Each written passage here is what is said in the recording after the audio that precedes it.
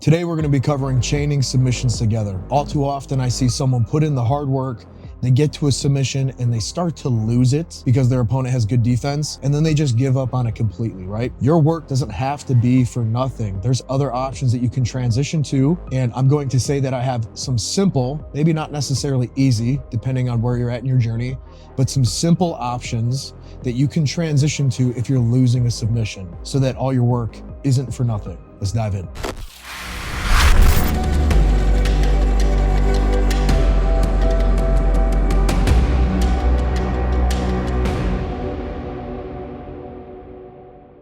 Now you'll hear this concept of chaining submissions together probably called several different names.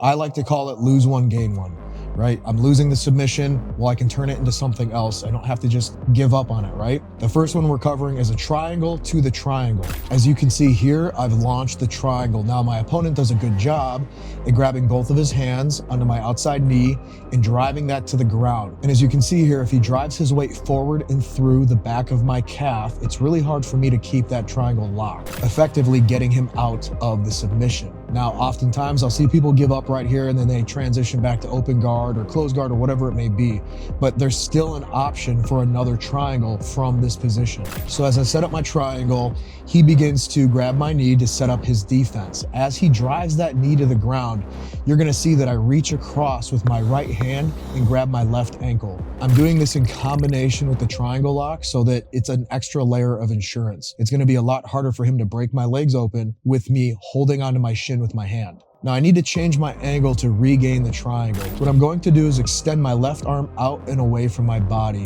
so that I can set a frame off my elbow into the ground. With that frame set and my triangle lock around his upper body, it's fairly easy for me to lift my hips. I need that left frame into the ground to be able to do this. Once my hips are up and off the ground, I'm going to slightly loosen the tension that I have with my left leg and my right arm so that I can corkscrew my body counterclockwise. As you can see here, this puts me into a perfect position to hit the triangle from a different angle. And all I have to do from here is relock the leg pit of my right leg over the shoelace section of my left foot. Now from here, I can finish just by squeezing everything together nice and tight. But if I really want to present him with a dilemma where I'm presenting two submissions at once, I'm gonna fall so that my lower back is flat on the ground. And as you can see here, not only do I have the triangle locked up, but I'm in a great position to hit the armbar. And although this may look a little complex depending on your skill level and experience, I can assure you that once you get into the reps, it happens so smoothly. And if you really wanna get good at this, you could set this up where you do this to your training partner for 5 minutes, and then for 5 minutes, he does this back to you. This could be part of your warm-ups, it could be part of your warm down, it could be something that you do on your free time, right? If you have a training partner that you have access to, or if maybe your partner at home lets you do jiu-jitsu to them. It's simple, it's effective, and one of my favorites, it doesn't put you in a bad position if you mess it up. I want to take a second to give my sponsor, X Martial, a shout out. Now, I've been doing jiu-jitsu a long time, almost a decade, 9 years. And I can tell you that when you find high quality no-gi gear, it's gold. This stuff is thick. They've got great design teams. These designs are not ironed on, so they're not gonna fall apart after a couple tournaments, after a couple washes, after a couple open mats. These are gonna stand the test of time. You buy through X Martial and you can keep your favorite no-gi top or shorts for years and years to come. Aside from having great pricing on all their products, it's also very comfortable. It fits well. You wanna look good when you're on the mats. You wanna feel proud of the person that you've built and the way you put yourself together. And your no-gi attire definitely plays a part in that. I know if I go compete, I wanna look my best. So if you want to look as good as me, and probably even better, go over to xmartial.com and grab yourself some gear. I can promise you that you won't be disappointed. All right, let's jump back to the video.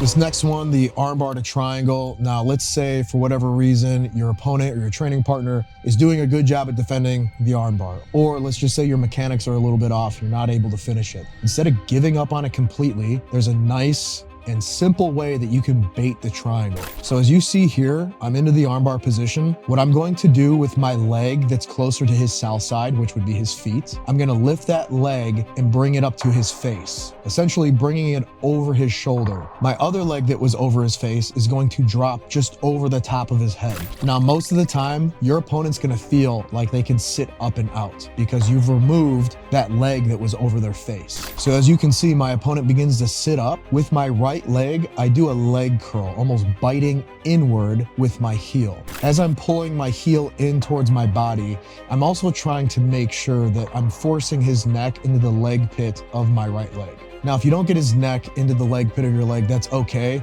This is still gonna be really tight and probably even a little bit more painful because it's gonna be bone on neck rather than leg pit on neck.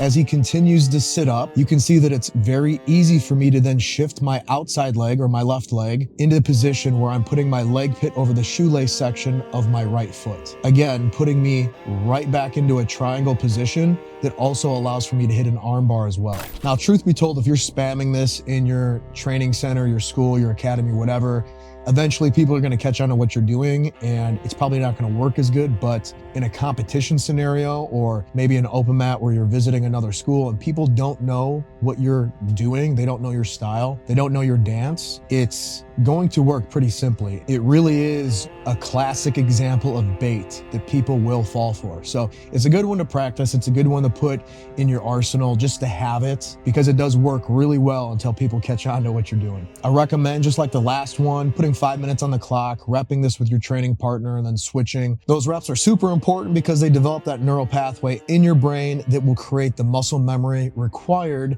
for you to just lock this thing up in the middle of a roll without even having to think about it. If the opportunity's there and you've done the reps, it's gonna be relatively simple to lock up.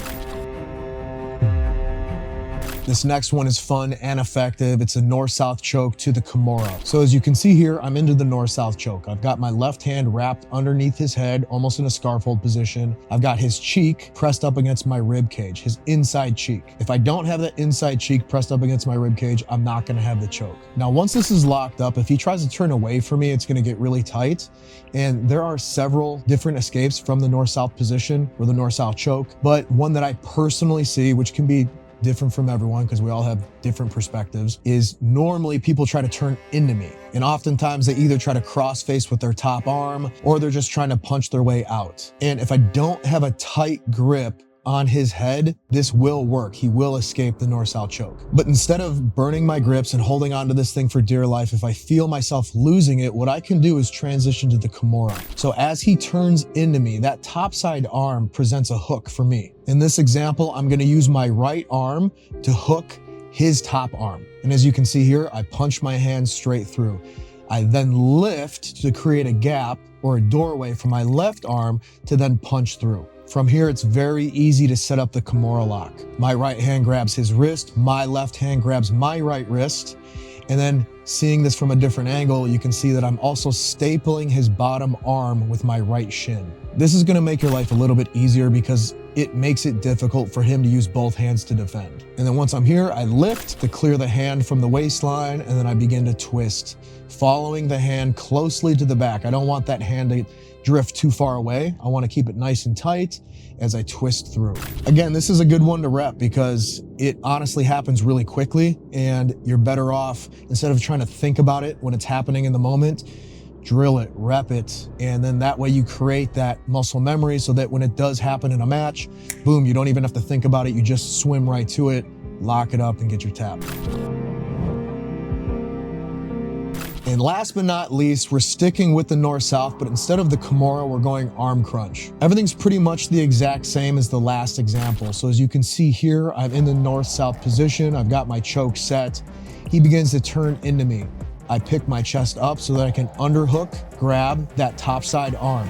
Now I could transition to the kimura here, but let's just say you're familiar with the guy and you know that he's got really good kimura defense, or you just want to try something different, right? With that right hand that you underhook through, you're gonna go palm down flat on his back. I'm then taking my right leg and stepping up and over his body. And as you can see, I'm trapping the wrist area of his forearm into my leg pit. This arm now belongs to me. This arm is not getting out. And once I have that gable grip set, that I'm sitting over the other side of his body onto that right hip.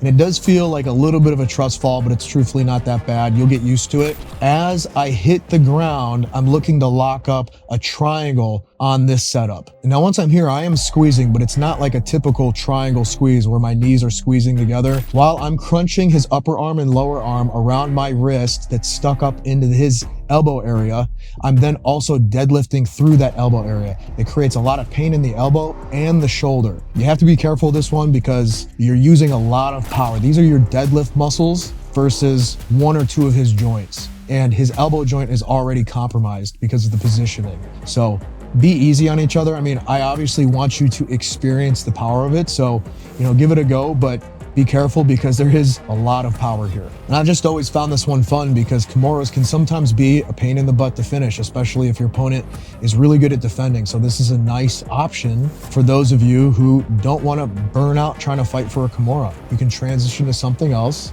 conserve your energy, and get the win. If you guys have submissions that you like to chain into other submissions, drop them in the comments below.